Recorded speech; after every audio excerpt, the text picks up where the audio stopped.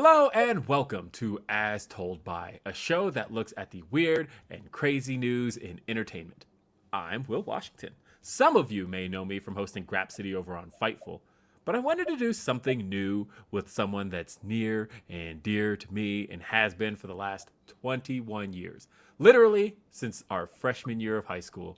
My partner in crime on this adventure, it's Miss Spoki.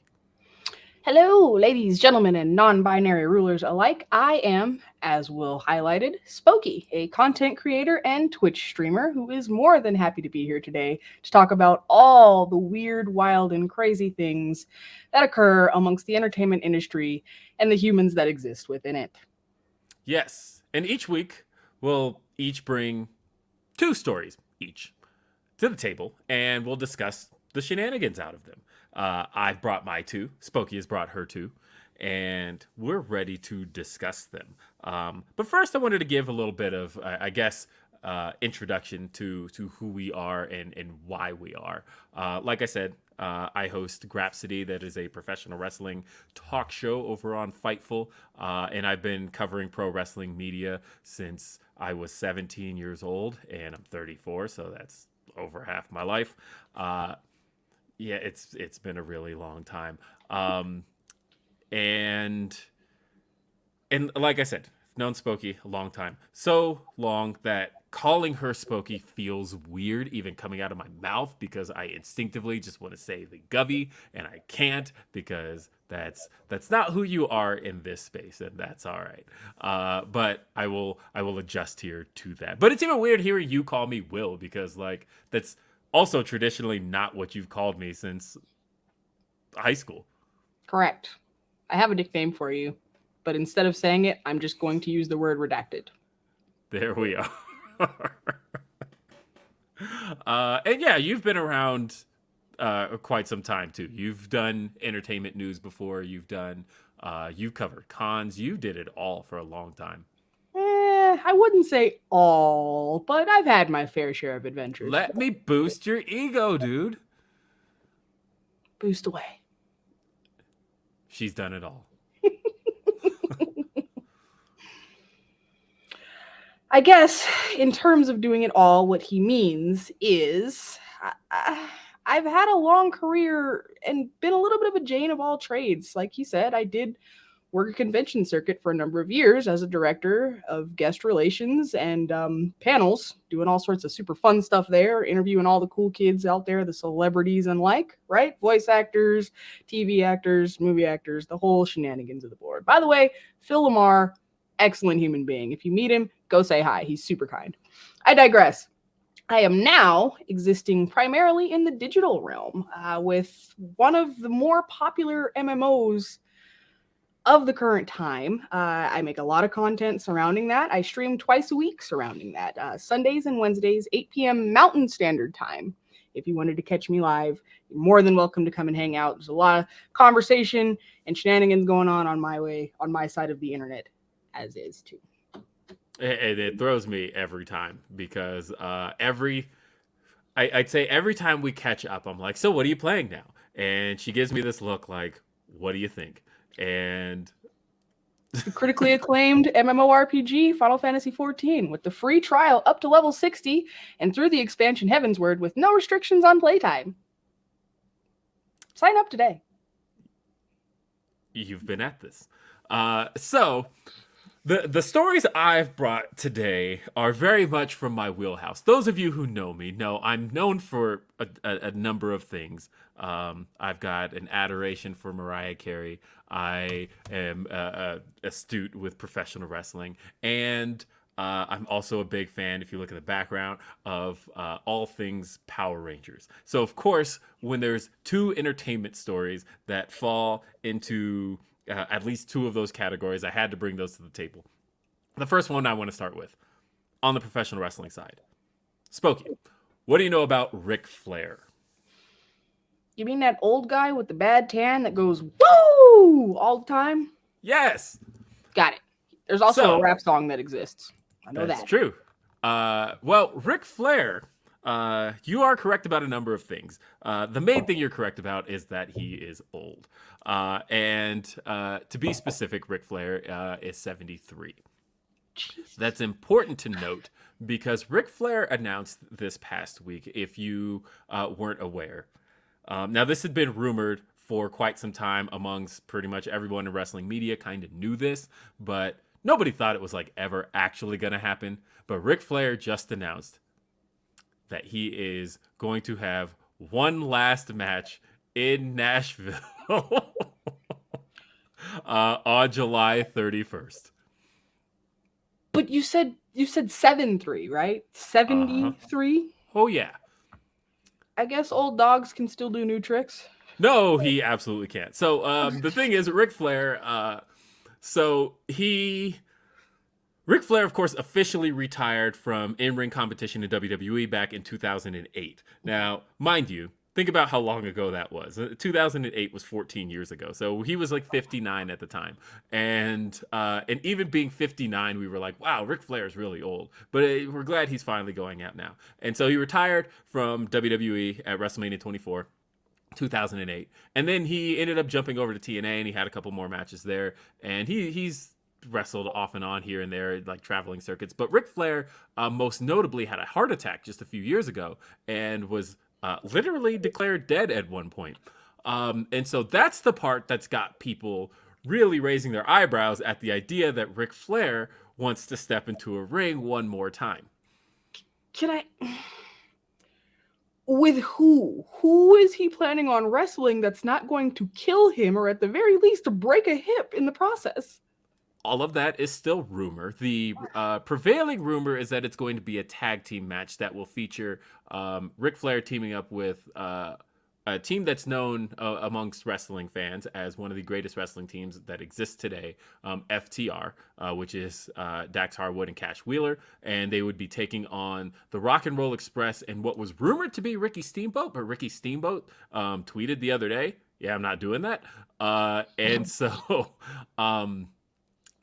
we're not sure exactly who it's going to be, but my guess here is that this is going to be one of those Rick plays the hits type matches where like FTR works the majority of the match with the Rock and Roll Express, who, by the way, are not a young team themselves. Rock and Roll Express also up there in age, but FTR would probably work the majority of the match and then do the hot tag to Ric Flair. Ric Flair comes in, does all the spots, does the woo, does the chops, maybe gets back body dropped where he does that thing where he lands on his side, and then ultimately hits a figure four on his opponent, taps him out, crowd goes woo, and then that's it. I don't think he'll. So dangerous. All of that sounds so dangerous. So he's been posting these training videos on Twitter showing that, hey, he has been in the ring. He's been practicing with Jay Lethal, and he's like, look, I still got it. If you watch these videos, most people have watched those and gone, no, you don't. But, it's one of those things where Ric Flair once said about 19 years ago, he made a statement saying, if he's going to go, it's going to go one of two ways. It's going to be either on top of his wife or in a pro wrestling ring. And so I think he is trying to die.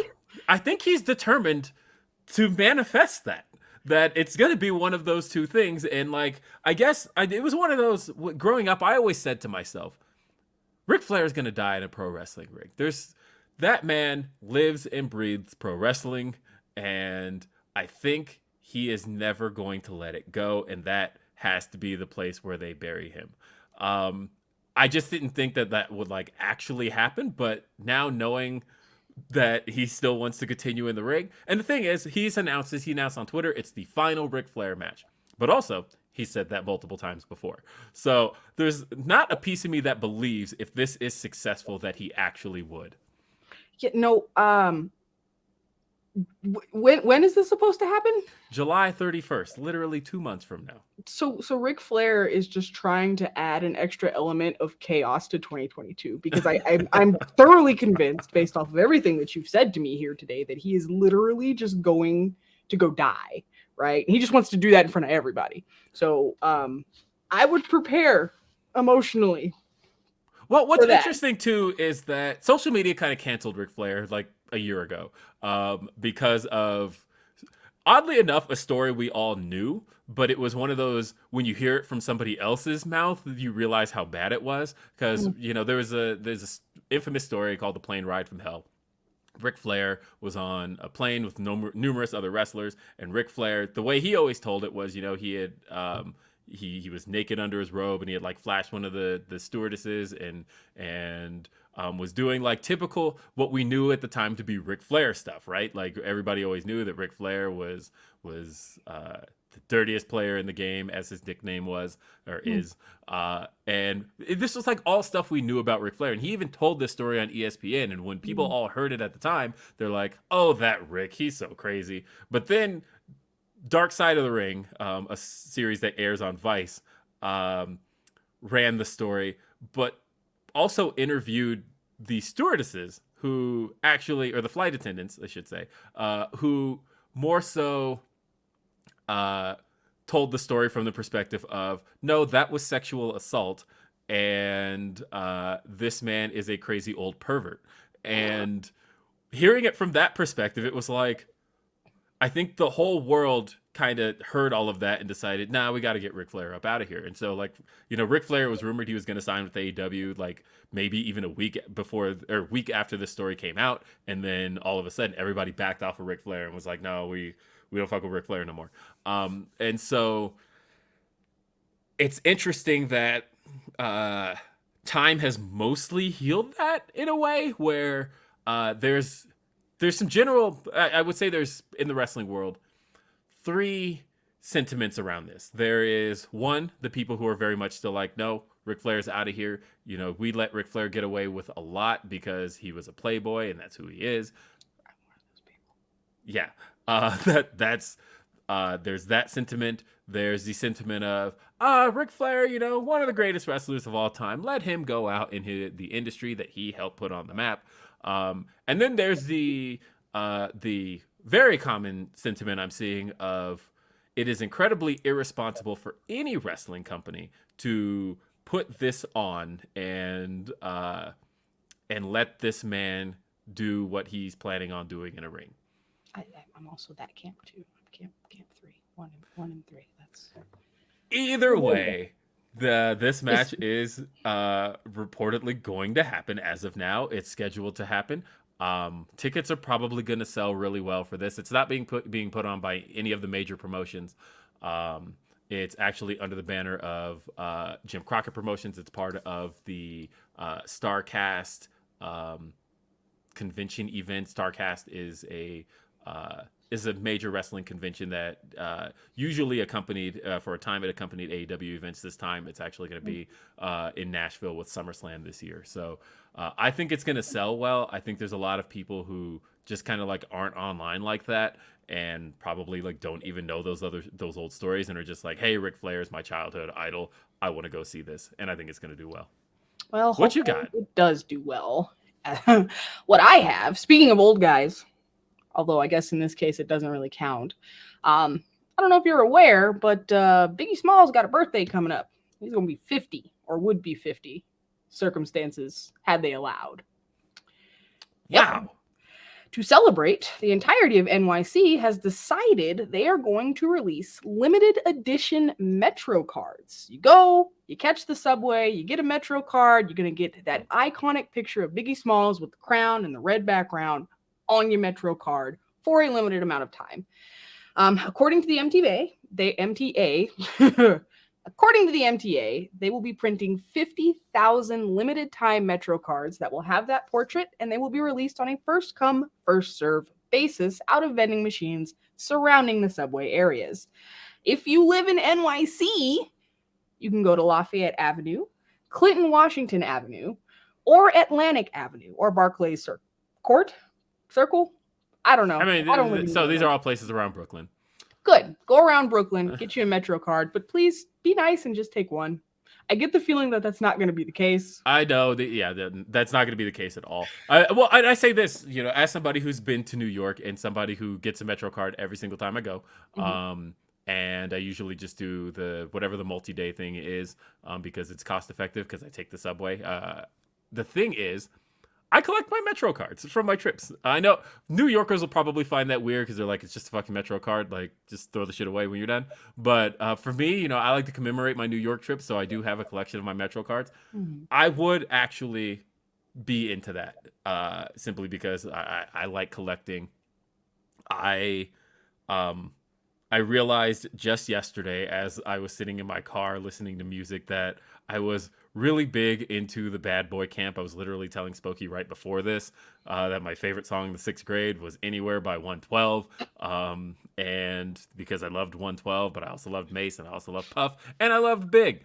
And yeah, I don't know. I would be very much into collecting something like that. I can't believe 50, man. He died in his 20s. That makes me Yeah. feel so old. It kind of makes you wonder where music would be today had he managed to exist, and whether or Ooh, not this would still be a thing. I have hot takes about that, and that maybe should be saved for another spot, but I don't know. Hell, it's hard for me because like Biggie died at a time where he was able to achieve an iconic status because people forget Biggie only had one album released in his lifetime. He Mm. recorded two because he had finished Life After Death, but Life After Death came out after he died. And so Ready to Die was the only album he ever saw the actual release of in his lifetime. And it's not like a Tupac type thing where, Tupac had, what, 7 or 8 albums before he died. And then 7 or 8 afterward. And so there's so much, there's a whole catalog of content for him, right? Whereas Big didn't really have that content. He had been working on the Junior Mafia stuff. That was really it. And so there's that I think it's hard to tell whether or not an actual third Biggie album would have been as commercially successful, or would people have moved on? I don't know. Like, I know hindsight tends to say that, Biggie was Bad Boy's top act, but Mace was kind of already like on his way up before Biggie had died. I don't know. That's a tough one. And there's definitely a long-winded conversation you could have surrounding it if you really think about it. But it is fun to speculate, for sure, for sure. And Yeah. I do wonder, given that there wasn't a whole lot of music, it wasn't a whole lot of content, would it have been the same? Would Mace even have continued to be a thing if Biggie would have Yeah, just stayed I and don't know. done it? We had a conversation on Grapsity about the fact that one of the things that's really changed in music, versus back then, that's not really the case today, is that nothing goes away today. True. Because the internet has allowed us to preserve music. But back Mhm. then, if you weren't consistently releasing music, you were gone Yep. because record stores, they stopped carrying your stuff. There wasn't just like this eternal catalog. Your music didn't just exist forever. There wasn't YouTube where you put out a song and it's in existence forever. If the Not radio at stopped all. playing, You had a building with limited space, and if you weren't doing music, then we're not going to sell this because we can give that to someone else. exactly. And so, like, if the radio wasn't playing you, if MTV wasn't playing you, if you didn't have a spot in the record stores, then people considered you gone. And do you know how fast that happened? I feel like young people don't recognize that. The way I related it was on Grapsy last week. I talked about how Kendrick Lamar, he went 6 years between albums, right? And how like people waited, right? Because 6 years, Kendrick Lamar's music still existed. We still heard it online. We still heard it everywhere. Yep. But 6 years was also the same amount of time between You Can't Touch This by MC Hammer and Pumps in a Bump by MC Hammer, which was considered the comeback song that made him fall off. Like 6 years, people were like, whoa, remember MC Hammer? Like that's how quickly that all happened in 6 years. But these days, Bruno Mars can go 6 years without an album. And people are like, yeah, Bruno Mars, that it's been 6 years between, or it was 5 years, 5 years between 24 Karat Magic and the Silk Sonic album. And Right. so like, but people just waited. It wasn't just like, oh, look, Bruno Mars is back. Oh, remember Bruno Mars? Nobody said that at all because stuff has a preservation online. And I wonder, Biggie didn't get to exist in that era with the preservation. Would he have had album after album after album? Would he have stayed consistent? Who knows? Only time can tell. All I know now is that most of New York will be celebrating in one way or the other. The Empire State Building with the red and white lights. His mother, as well as his children, will be doing special concerts and events all weekend long. So, happy birthday, big guy. It's all good, baby. Hey, so I mentioned that. Sorry, you mentioned his daughter, and I thought about the opening to Juicy. But so I wanted to talk about probably the craziest story I've come across this week, which is so I mentioned the two things in my wheelhouse: pro wrestling, Mighty Morphin Power Rangers. It's not just Mighty Morphin Power Rangers. I love Power Rangers all around. Do you have a favorite Power Ranger series? It's just Mighty Morphin. Yeah, right? Probably Mighty Morphin. Let's be honest. That's most people's answer. Wait a minute. Yeah, Mighty Morphin. Because like I'm an in space guy. Because I loved how that was the conclusion of all things Power Rangers. At least all things of the original saga of Power Rangers, because they didn't start doing the seasonal reboots till the season after In Space Lost Galaxy, but like everything continued through from Mighty Morphin to Zeo to Turbo to In Space, and In Space just felt like the conclusion of a saga that I had been on for what season was In Space? In Space was the 6th season. So like that I had been on for 6 years at that point. But anyway, I said all this to say that, so you said Mighty Morphin. Were you a Jason or a Tommy gal? I was a Green Ranger and then White Ranger all day. Tommy all day, man. What do you mean?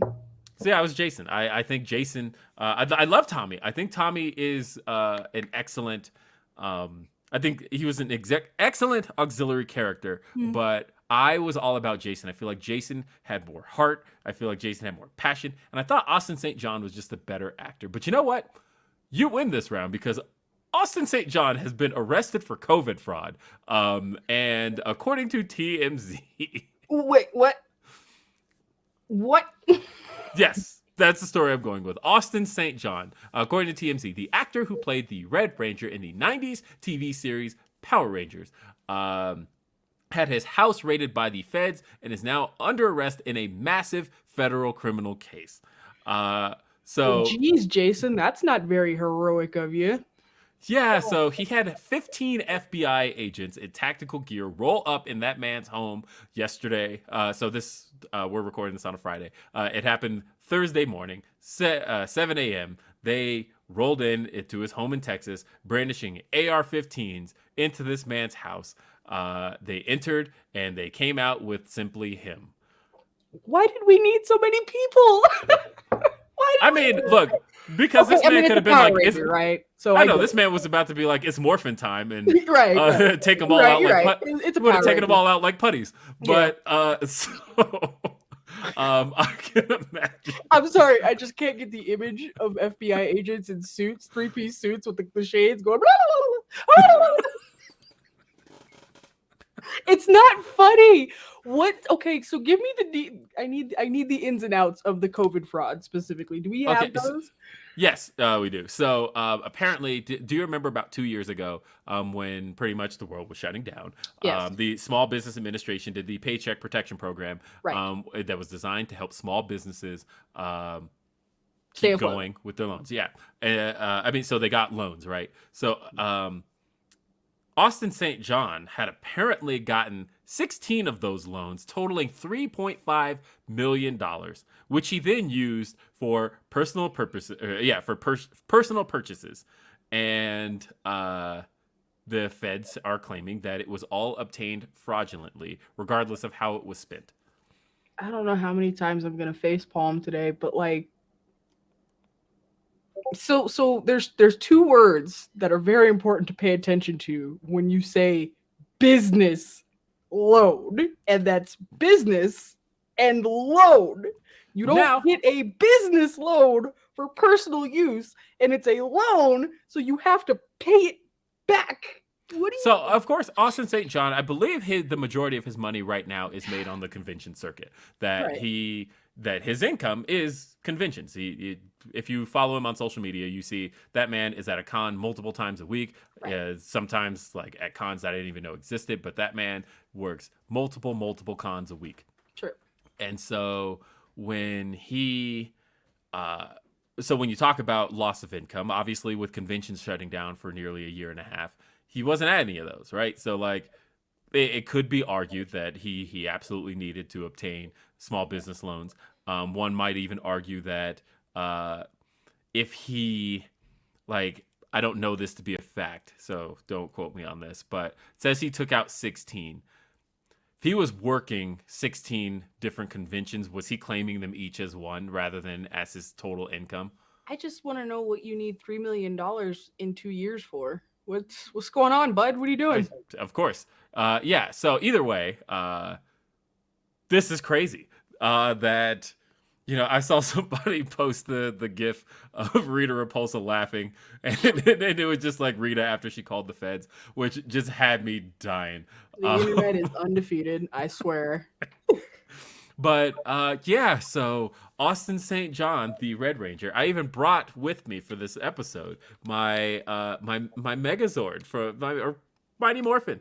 Well, you can't have that Megazord can't Megazord anymore because you're missing all of this now. That's in jail. That's gone. No, all of this right here is the pterodactyl.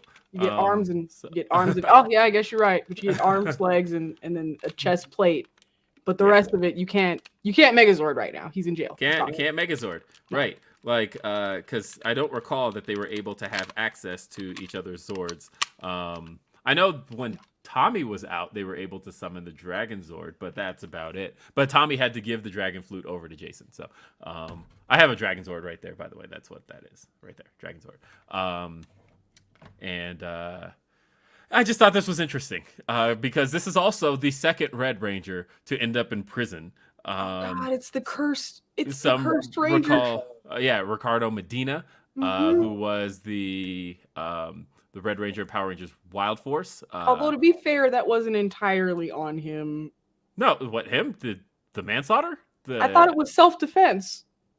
I mean, yeah, he still got 6 years in prison. I know, but it's better than stealing $3 million. I'm just saying. And then, of course, there was the Red Ranger from Power Rangers Ninja Storm who passed away a couple years ago.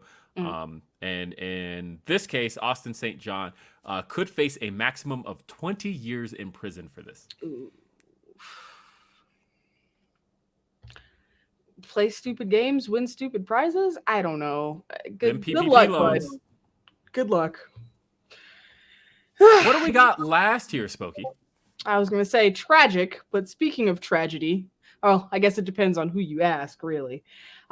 Sometime earlier or later in the past year, we all found out that our beloved Riri was pregnant, if you will.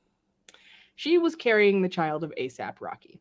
Now, this news went one of two ways, as far as I remember. Either people rejoiced and went, Riri, yay, so happy for you, or people were upset. Oh, yeah. I mean, plenty of hating ass dudes were just like, I lost my chance. Did you have one to begin with? I digress. That's the old, it should have been me. You're not a wrestling fan. You wouldn't have gotten that reference. But that's... Needless to say, you will be happy to hear and know that not only was the pregnancy healthy and happy, but she is officially stepped into motherhood. That is right, Rhianna has given birth. We do not know the name, weight, or gender of the child yet. We do know the gender. I believe the gender. Do we know the gender? Yes, she had a boy. She had a boy. Oh. Well, we don't have a name or weight or any other details just yet, but... Somebody will steal that from a hospital and sell it to TMZ, I'm sure. I would like to hope that they at least give her 24 hours of privacy. You know what I mean? Like, can we chill for just a little bit? Look, I know you haven't been through Wait. First off, are you really saying that right here on Beyonce's internet that people have the ability to... Chill? Maybe. Perhaps. No. Just a little bit. Listen, I know you haven't been through childbirth, but I have. And I need people to chill for like 24 hours, okay? She's tired. I'm positive of it. That's a very traumatic experience for everyone involved. Childbirth. I have my hand squeezed. Oh, your hand? Oh, no. Listen, I'm sure yours and A$AP Rocky's hand is just fine. But Riri, let's let her chill out for like 24 hours before we get all in the business. I'm sure we'll get pictures all sorts of other things. She gave them to us before, right? Matter of fact, we all found out she was pregnant at what, a Met Gala? Mm-hmm. Hey, we'll get it. Just chill, internet. Just chill. And I bet they'll shine bright like a diamond. Oh, I can't wait to see what we name him. That's what I'm excited about. Because I hope it's Umbrella. Come on. I expect better from Rihanna. I know. If it was a girl, though, Ella would be perfect. Ella would, but I don't know that we would do that. I don't know. Okay, so let's speculate about this for a second. We know the parents, right? We got A$AP Rocky, we got Riri. Are we getting a weird baby name, do you think? Probably spelled with a $sign like ASAP.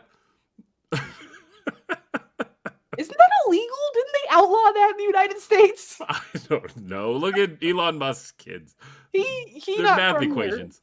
Here. That's true. He's from South Africa. Yeah. Little math equation is going to have an interesting life, but it'll be fun to see how things progress and get to see the baby throughout the years. I can't imagine that she will be super open and public about motherhood, but I do think that what we do get will end up being gems, real treats, and as you said, diamonds. Yeah. Well, and then at some point for the two of them, they'll get their rest, and then it'll be time to get back to work. Work.